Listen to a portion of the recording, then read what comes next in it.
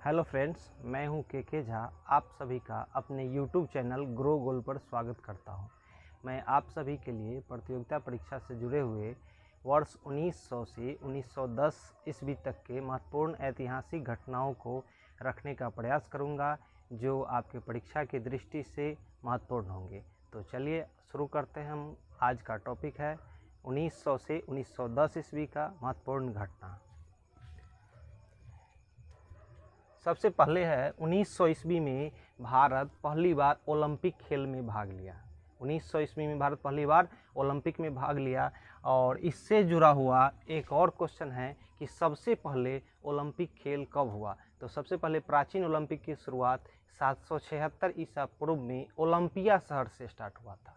उसके बाद आधुनिक ओलंपिक के बारे में अगर क्वेश्चन पूछे तो एथेंस यूनान से सबसे पहली बार ओलंपिक की शुरुआत हुआ था, जबकि भारत भाग लिया 1900 ईस्वी में पहली बार। नेक्स्ट पॉइंट है 1901 ईस्वी के बारे में। तो 1901 ईस्वी में नोबेल पुरस्कार की शुरुआत हुआ था। 1901 ईस्वी में सबसे पहली बार नोबेल पुरस्कार की शुरुआत। नोबेल पुरस्कार आपको पता होगा 6 क्षेत्रों में दिया जाता है, और 1969 से अर्थशास्त्र के क्षेत्र में नोबेल पुरस्कार की शुरुआत हुआ था। तीसरा हम लोग का है पॉइंट 1902 ईस्वी के बारे में। तो 1902 ईस्वी में जयप्रकाश जी का जयंती है। उसी 11 अक्टूबर के दिन इनका जन्म हुआ था। 11 अक्टूबर 1902 के दिन इनका जन्म हुआ था। इन्होंने एक नारा दिया था संपूर्ण क्रांति का। जयप्रकाश जी के द्वारा एक नारा दिया गया है संपूर्ण क्रांति का। अगला है 1903 ईस्वी। 1903 ईस्वी में मैडम क्यूरी को रेडियो सक्रियता के लिए भौतिकी का नोबेल पुरस्कार दिया था। किनको? मैडम क्यूरी को दिया गया रेडियो सक्रियता के लिए भौतिकी का नोबेल 1903 ईस्वी में। आगे हम लोग बढ़ते हैं। 1904 ईस्वी में है लाल बहादुर शास्त्री जी का जन्म हुआ। और आपको पता होगा कि 2 अक्टूबर 1869 ईस्वी को पोरबंदर में महात्मा गांधी जी का भी जन्म हुआ था।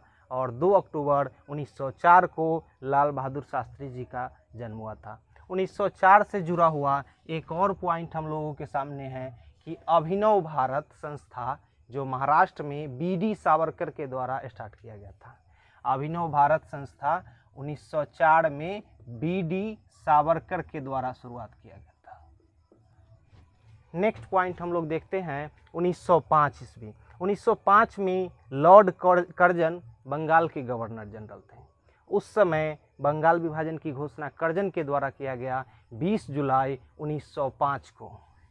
20 जुलाई 1905 को लॉर्ड कर्जन के द्वारा बंगाल विभाजन की घोषणा किया गया।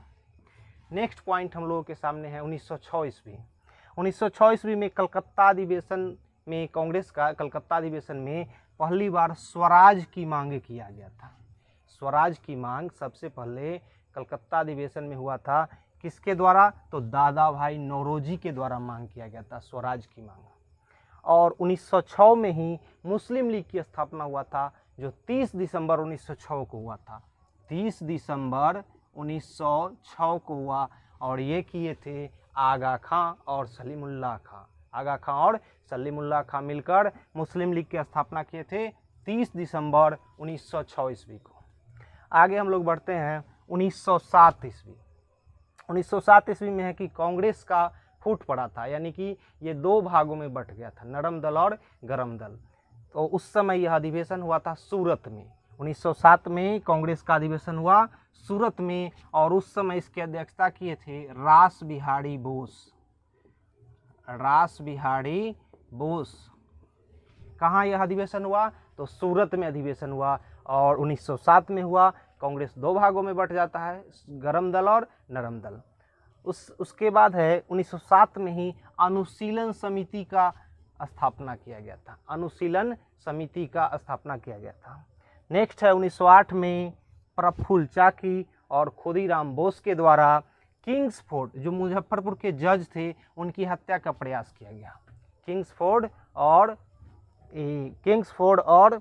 की हत्या का प्रयास किया गया। किसके द्वारा? तो प्रफुल्ल चाकी और खुदीराम बोस। प्रफुल्ल चाकी आत्महत्या कर लेते हैं और 11 अगस्त 1908 को खुदीराम बोस को फांसी दे दिया जाता है।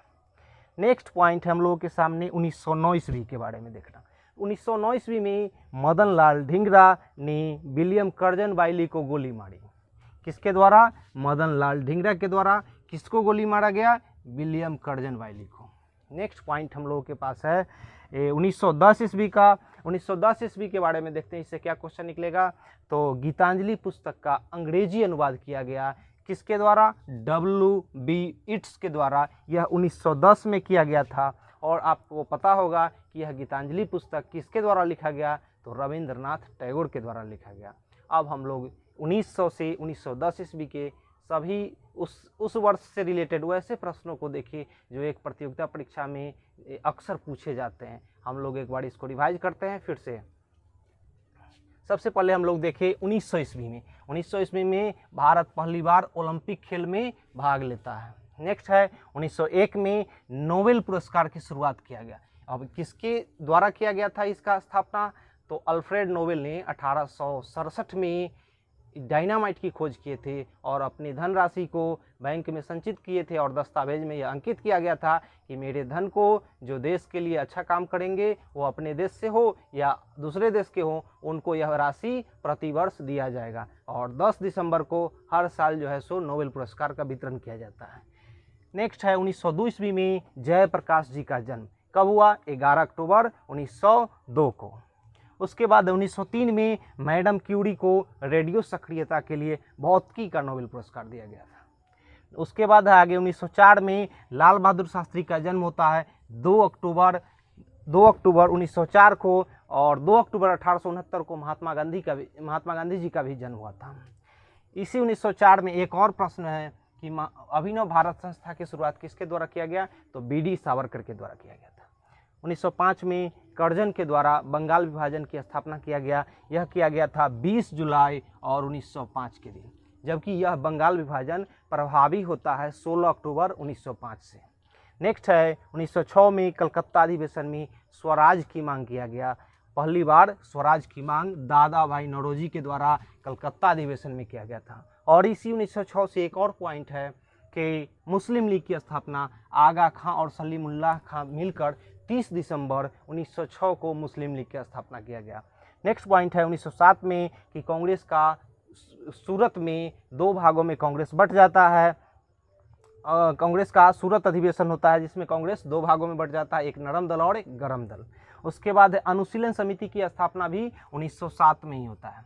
नेक्स्ट है 1908 में प्रफुल्ल चाकी और खुदीराम बोस के द्वारा किंग्सफोर्ड की हत्या का प्रयास किया गया, जबकि इसमें प्रफुल्ल चाकी आत्महत्या कर लेते हैं और खुदीराम बोस को 11 अगस्त 1908 को फांसी दे दिया जाता है। 1909 के बारे में है कि मदन लाल ढींगरा ने विलियम कर्जन बाइली को गोली मार दिया। उसके बाद है 1910 में गीतांजलि पुस्तक का अंग्रेजी अनुवाद किया गया W.B. इट्स के द्वारा। और गीतांजलि पुस्तक के बारे में आपको पता होगा कि यह किसने लिखा? तो रविंद्रनाथ टैगोर ने लिखा। तो आशा करते हैं कि यह उपयुक्त जानकारी आप सभी को अच्छा लगा होगा। अगर वीडियो अच्छा लगे तो लाइक, शेयर और सब्सक्राइब जरूर कीजिए और नोटिफिकेशन के लिए बेल आइकन जरूर दबाएं। तो ठीक है, इसी बातों के साथ वीडियो को समाप्त करते हैं। जय हिंद, जय भारत।